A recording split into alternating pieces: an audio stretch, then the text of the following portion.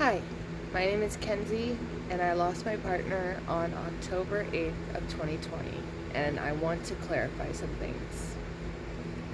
As the years have passed and the shock has come and gone, it's still there, but the initial shock is gone, and the more information and understanding and education that I have gained, I'd like to clear up a few things.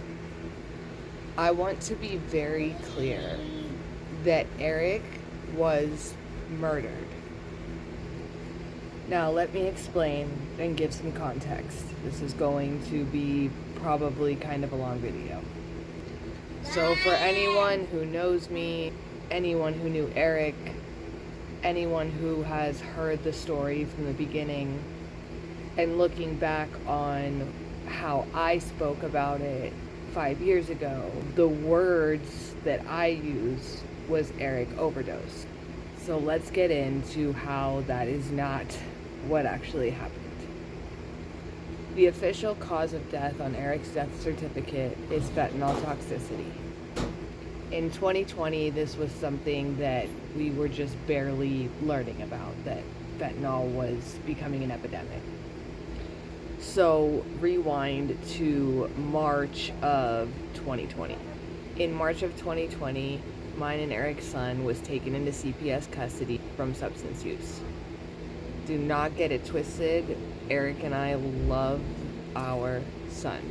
We did the very, very best that we could, but we were having issues with substance use and we needed help. Now, my parents took temporary custody of our son while we went to treatment. So when you have a CPS case, you have a case plan.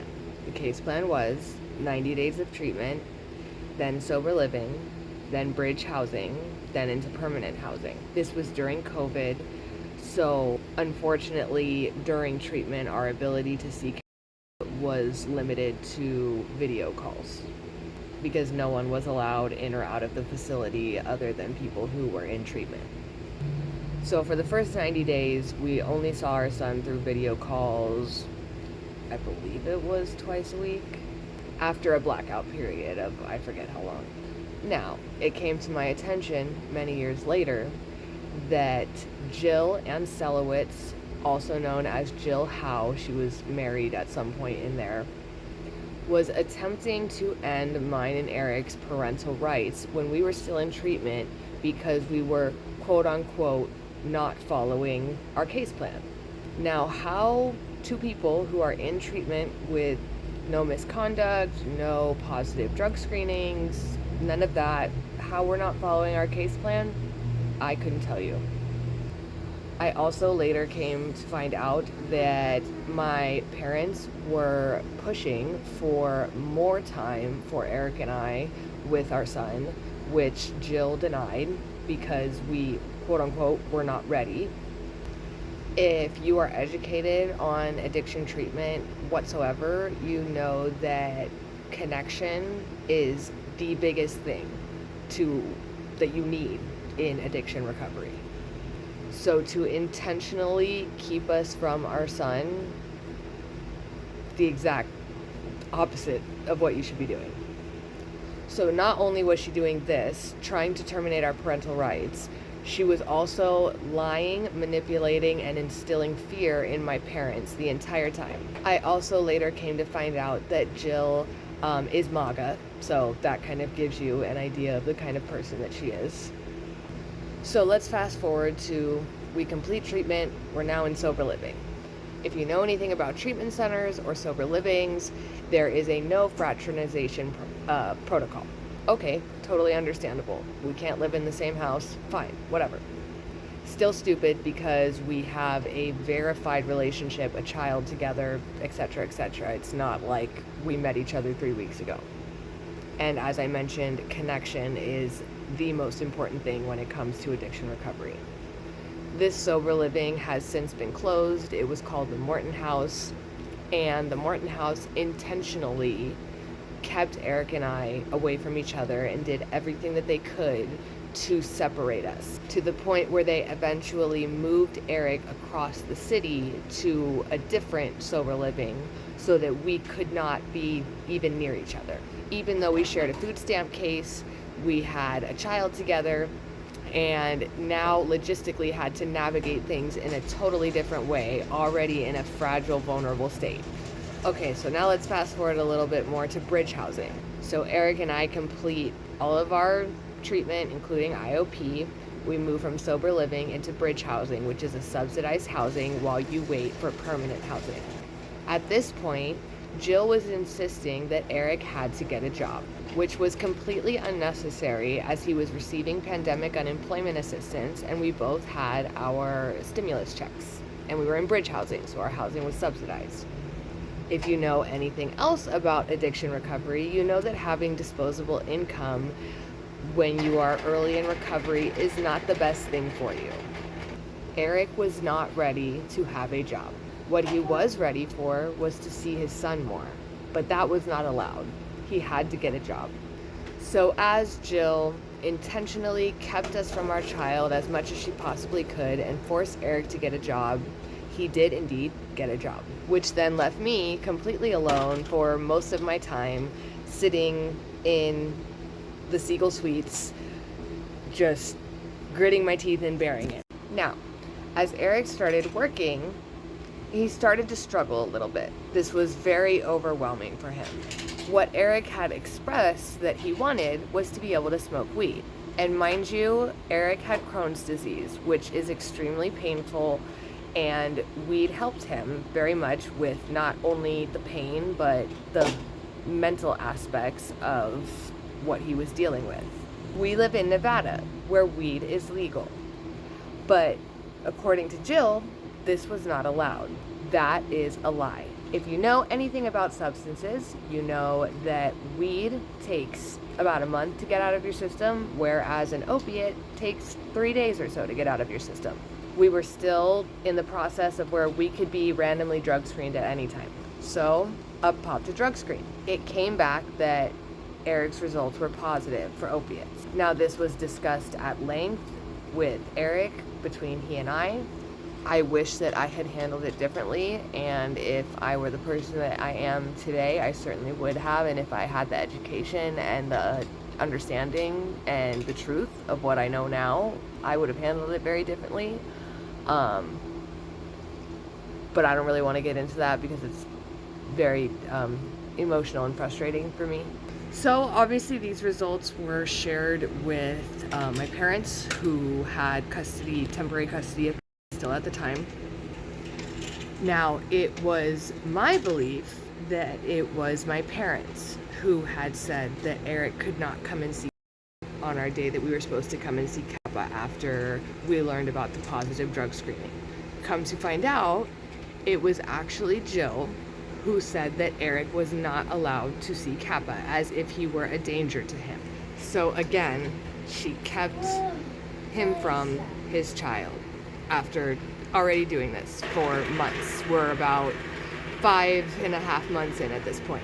A discussion was had between myself, Eric, and his mother about him returning to treatment, which is something that happens a lot when people are going to treatment. This was not my first time in treatment.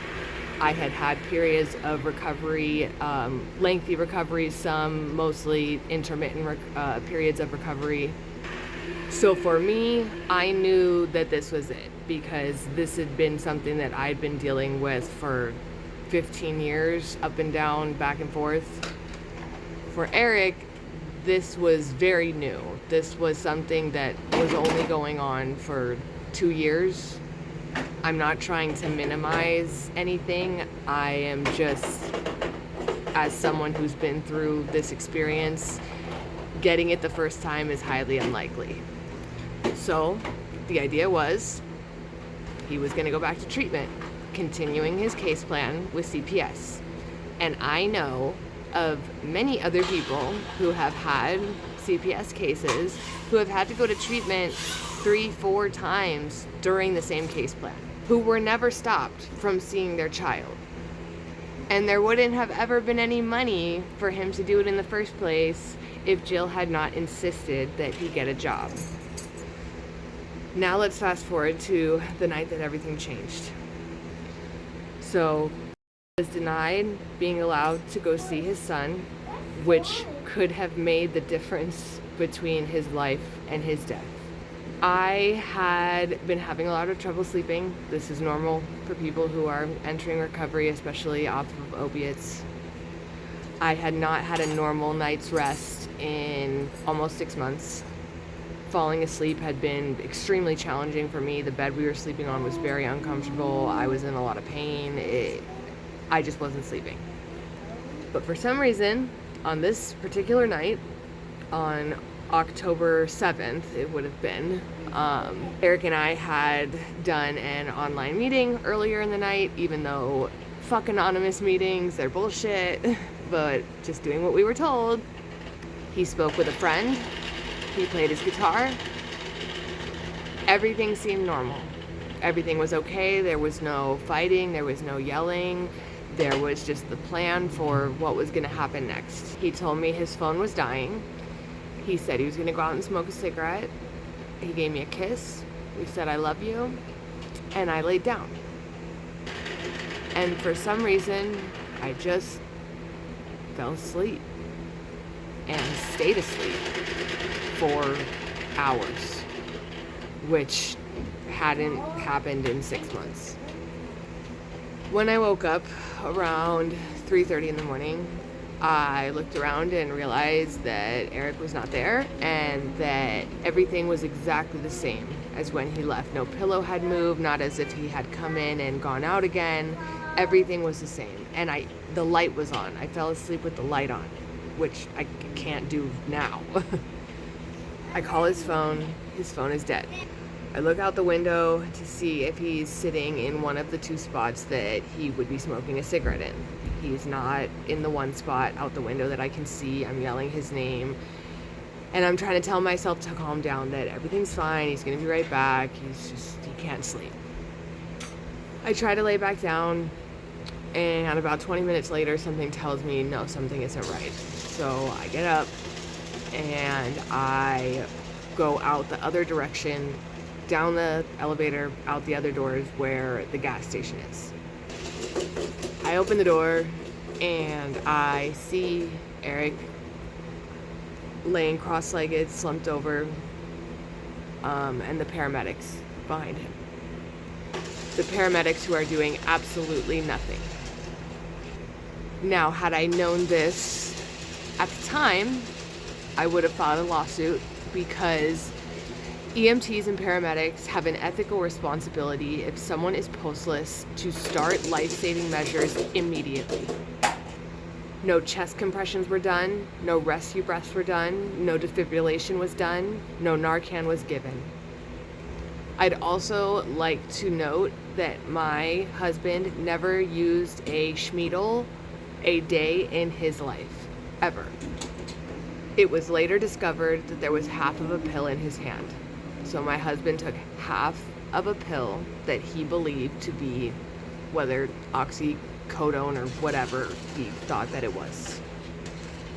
After more investigation on my part, I found that the text messages from Luis Martinez, aka Easy as he was known on the streets, who openly admitted before he blocked me that he had given Eric the pill.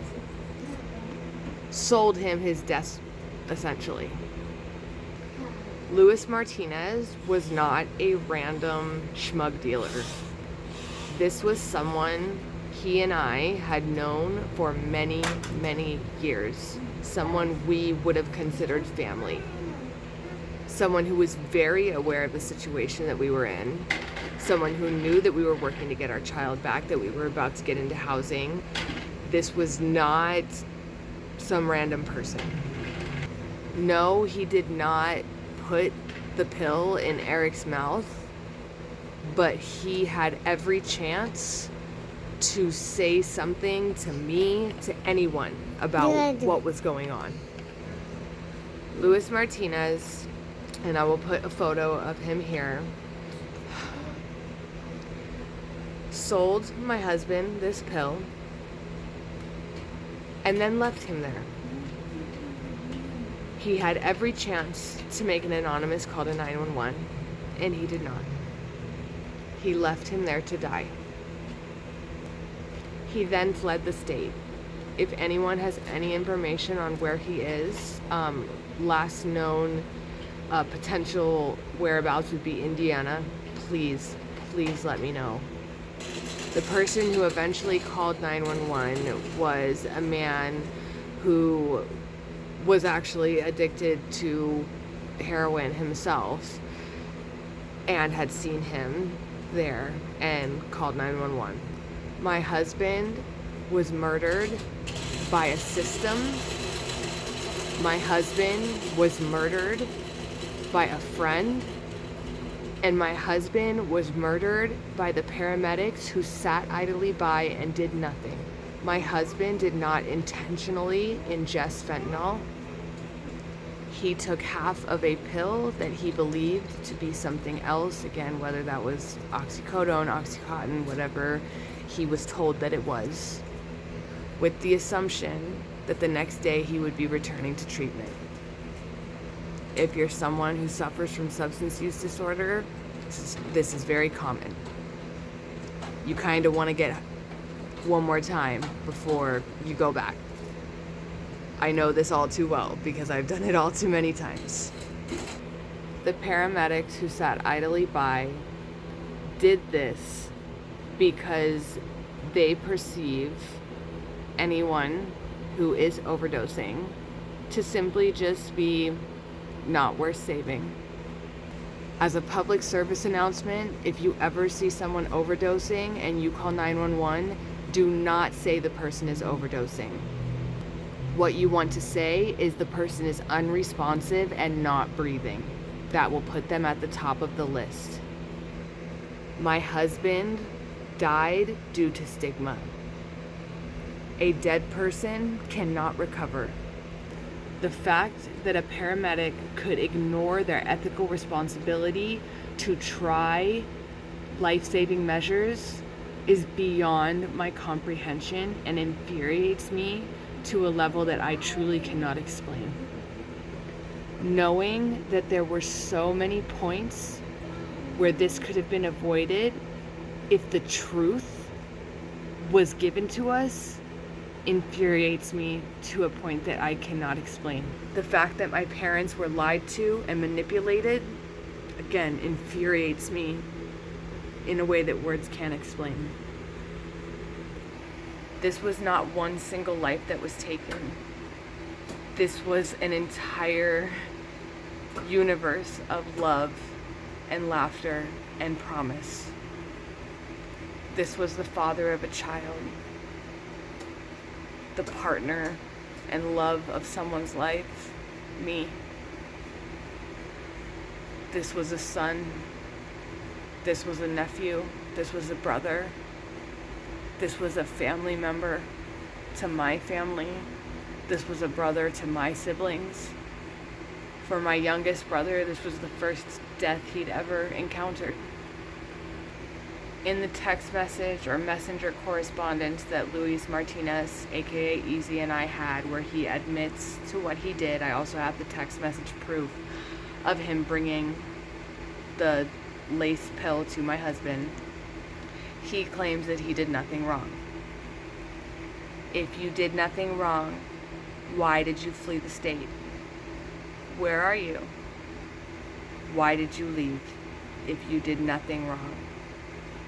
As I said previously, you didn't put that half pill in his mouth, but that's not the point. To Jill Anselowitz, who ironically, karmically, lost her husband, whom she just married, about a year after Eric was murdered. And to you, Easy, who had a child with what appeared to be the love of his life, she also died. Did you kill her too? Did you hand her death on a silver platter as well? I just wanted to clear up and really show more context on what happened. This was not an overdose. This was a life that was stolen through so many different things that happened. My husband was poisoned. If you watch this video and you are thinking in your head, well, he deserved it, or he this, or he that, or whatever negative things you're thinking, I want you to understand, number one, you are part of the problem. Number two, the inhumanity, the lack of education and awareness on this, ick. Just ill. My husband was a brilliant man, a musician, an artist, kind, gentle, loving, the first person to ever make me feel safe. He was accepting, forgiving. He was open-minded, gorgeous, an amazing father, an amazing partner. My husband was the type of person that no matter how small your interaction was with him, he made an impact on your life. His death sent ripples through not only his direct community, meaning his family and friends, through the recovery community, through the recovery center that we were both at, through the lives of people who had never met him. Luis will probably never understand the impact that he caused, the lives that he forever ruined. He is a monster. If you know where he is, please tell me. Please, any information. Just, if it can't be brought to justice, it needs to be brought to light. In loving memory of Eric Andrews, I love you forever.